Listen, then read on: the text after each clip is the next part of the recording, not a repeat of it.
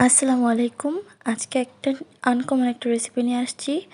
যেটা হচ্ছে পাতাকপির পাকোড়ার মতো, কিন্তু ভেতরে একটা পুর দেওয়া আছে। একটু আলাদা। তো চলো রেসিপিতে ফেরা যাক।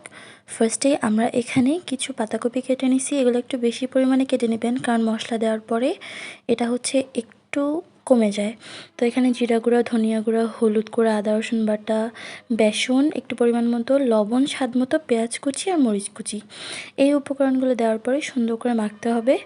আর বেসনটা যদি আপনার মনে হয় পাতাকপি থেকে পানি গলতেছে, পরে আবার দিবেন, তো এটা আপনি দিতে পারেন আপনার নিজের ইচ্ছা মতো। তো দেন সুন্দর করে মাখাতে হবে। আর এটা কিন্তু আমরা আবার এখানে বেসন মিক্স করছি, কারণ আমাদের একটু কম হয়ে গেছিলো।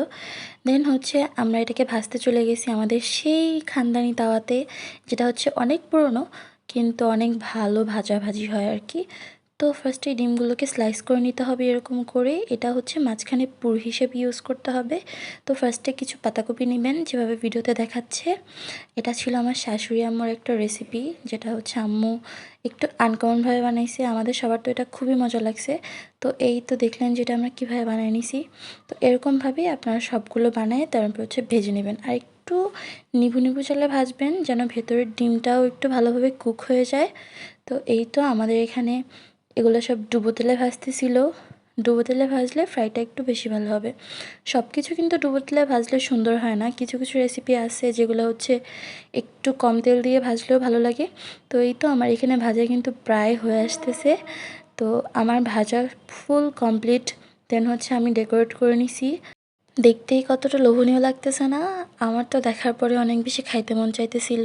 তো দেন হচ্ছে আমি এটাকে একটু ভেঙে দেখাই আপনাদেরকে যে এটার ভেতরে কেমন হয়েছে। তো এই তো এটার মধ্যে হচ্ছে একদম ডিমের পুরটা দেখা যাইতেছে। তো এই ছিল আমার আজকের রেসিপি। এটাকে আপনারা সস দিয়ে খেলেও খুব ভালো লাগবে। তো আমরা হচ্ছে সাথে চা নিছিলাম, কারণ এটা হচ্ছে আমাদের সন্ধ্যার নাস্তা ছিল। আমাদের প্রায় প্রতিদিনই নতুন নতুন কিছু ট্রাই করা হয় সন্ধ্যার নাস্তায়। তো এখানে হচ্ছে আমি যেগুলো দিয়ে ডেকোরেট করছিলাম একটু রেসিপিটা, তো সেগুলো দিয়ে হচ্ছে রিয়াদ আর রাহুল দুষ্টুমি করতেছিল, হাতের রিং বানাচ্ছিল। তো এই তো ছিল আজকের আমার ছোট্ট একটা ব্লগ। আমার রেসিপির ব্লগগুলো দিতে ভালোই লাগে, আপনারাও ভালোবাসেন, তাই জন্যই আমি দিই। আর আপনাদের যদি কোনো রেসিপি জানার থাকে সেটা আমাকে বলতে পারেন, আমি আপনাদের জন্য নিয়ে আসবো। আর আমরা এখানে যে সসটা দিয়ে খাচ্ছিলাম, এটাও কিন্তু পুরোই আমাদের বাসায় বানানো ছিল। এটা হচ্ছে আম্মু বানাইছিল। তো এটাও যদি জানার থাকে আমাকে বলবেন। আর এটা সত্যি এত বেশি ইয়াম্মি ছিল, আমার কাছে তো অনেক বেশি মজা লাগছে।